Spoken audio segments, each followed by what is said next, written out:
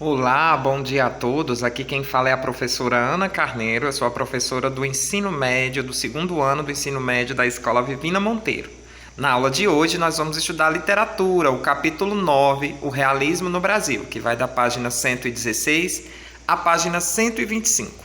Esse vai ser um vídeo bem curto, porque como vocês já estudaram sobre o realismo, nós vamos focar basicamente apenas nas características aqui do Brasil, tá bom?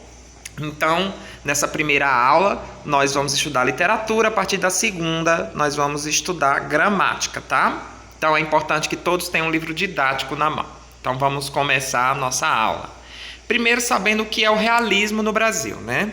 O realismo é a escola literária que analisa a realidade, ou seja, ela observa o que está ao nosso redor e a partir disso se inspira para escrever. Então os escritores do realismo, eles fazem o contrário do que os escritores do romantismo faziam, que era idealizar, né? Tem origem na França e no Brasil e surge depois do romantismo e antes do simbolismo compreendido entre os anos de 1881 a 1893. O mesmo período em que o naturalismo e o parnasianismo também ocorreram. Então, esse movimento, o realismo, ele é marcado pelo objetivismo. Tia, o que é objetivismo? É quando a pessoa que está ali inspirada na realidade, ela tem a intenção de falar de maneira objetiva, sem extrapolar os limites, extremamente ligado a uma questão quase que fotográfica da realidade, muito diferente do romantismo, que idealizava as coisas, era o subjetivo que importava, o sentimentalismo exagerado. Então, pela veracidade, pela denúncia social, o realismo brasileiro tem início com a obra de Machado de Assis, Memórias Póstumas de Brás Cubas, publicada em 1881. Pessoal, aqui nós vamos ter um foco bem importante em Machado de Assis nessa aula, porque nós vamos pesquisar sobre ele. Então, prestem atenção, tá? Porque ele, de fato, é um dos escritores principais, né, desse período brasileiro. Então vamos entender um pouco do contexto histórico do realismo no Brasil. O que é que estava acontecendo, né?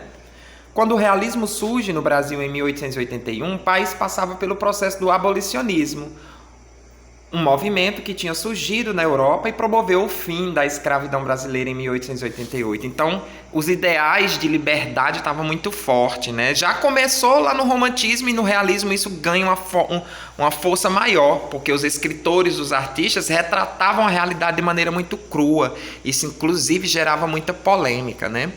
Na mesma altura, em 1889, ocorre a Proclamação da República, ou seja, o Brasil deixa de ser monarquia, ou seja, governado por um rei e por uma rainha, e passa a ser governado por um presidente. É nesse cenário, influenciado pelo positivismo, pelo socialismo e pelo marxismo, que são movimentos ligados à intelectualidade, à filosofia, às ciências, que se desenvolveram, né, nesse período do ano de 1800 que o realismo surge no Brasil. Ou seja, o realismo ele surge muito mais ligado aos fatos, à realidade, à ciência, muito mais do que a religião ou a idealização das coisas, né? Então ele tem uma visão muito seca da vida e das coisas que estão ao nosso redor. Quais são as características do realismo brasileiro? Inversão dos ideais do romantismo, ou seja, o contrário do que o romantismo pregava, enfoque no homem e no seu cotidiano. Ele não queria mais falar sobre os sonhos do homem, queria falar sobre a realidade do homem, sobre o cotidiano.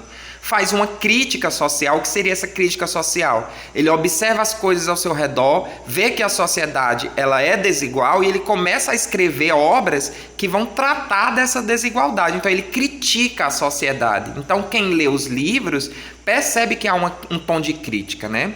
A linguagem é mais simples do que a linguagem do romantismo, ela é muito mais objetiva. Os personagens e ambientes descritos também de forma mais detalhada, né? O realismo no Brasil dá enfoque ao homem, ao seu cotidiano e à crítica social. Assim, por meio de uma linguagem simples e objetiva, as obras são ricas na descrição de detalhes, características que visam aproximar o leitor o mais possível da realidade.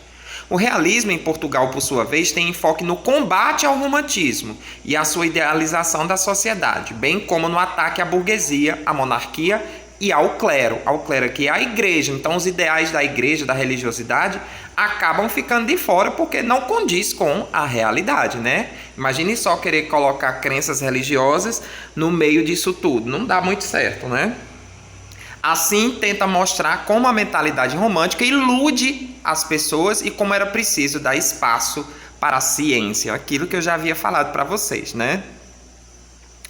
Obras do realismo brasileiro. Aqui eu trouxe apenas 3 obras do Machado de Assis. Existem outros escritores desse período, mas eu vou focar principalmente em Machado de Assis. Memórias Póstumas de Brás Cubas, que foi quem iniciou o realismo no Brasil, né? Um clássico da literatura brasileira, é a obra de maior destaque de Machado de Assis e aquela que inaugura o realismo no Brasil. Isso porque é uma obra ousada, a partir do qual tem início o processo de inversão das ideias românticas, ao desmascarar interesses presentes nas relações sociais. E aí Machado de Assis fala que a família não é tão boazinha assim, que a família geralmente ela é desestruturada, que as pessoas sofrem, que as pessoas traem, que as pessoas mentem. Então ele vai falar de uma maneira diferenciada. Dividida em 160 capítulos, começa com o relato da morte do seu narrador, o narrador do livro, né? O Brás Cubas, o defunto autor. Temos uma outra obra que é muito importante, que é Dom Casmurro. Inclusive, tem até no YouTube, vocês podem assistir a obra do Machado de Assis, que foi feita em novela, em minissérie, tem filme, tem tudo isso no YouTube. Outra obra incrível de Machado de Assis, Dom Casmurro, trata da desconfiança na relação conjugal. Mais uma vez opondo-se aos ideais românticos que acreditavam que o casamento era algo sagrado, né? No realismo, Machado de Assis diz, ei, não é bem assim não, as relações conjugais é bem diferente disso. Então, Dom Casmurro apresenta-se em 148 capítulos que não são suficientes para revelar a dúvida quanto à traição de Capitu, que é uma das personagens do livro, com Escobar, que era o melhor amigo do personagem principal do livro, Bentinho. Capitu é o amor da vida do narrador, Bentinho, conhecido também como Dom Casmurro. E Escobar é o seu melhor amigo. E por último temos Quincas Borba, de Machado de Assis, de 1891, em que Quincas, que se completa a trilogia realista de Machado de Assis, obra em que o autor aborda a questão do casamento por interesse, tá? Composta por 201 capítulos curtos, o narrador da obra é onisciente e por vezes chega a se comunicar com o leitor. E quais são as atividades desta aula de hoje? Vocês vão lá no livro didático, sobre o texto, na página 125, todas as questões, copiar no caderno, tirar foto e mandar inbox para mim. E o que você pensa disso na página 125, tá bom? Qualquer dúvida é só entrar em contato. Boa semana a todos. Tchau, tchau.